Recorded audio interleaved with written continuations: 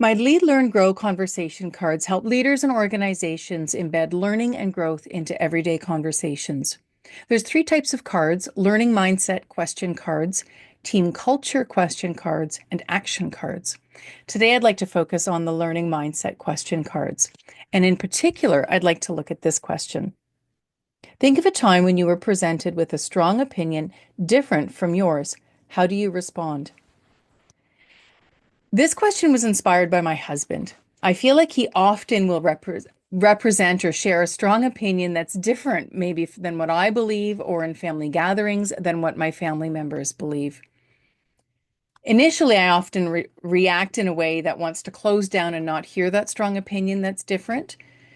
But what I try to do is push myself to be calm and then listen to the merits of that different opinion and that different perspective.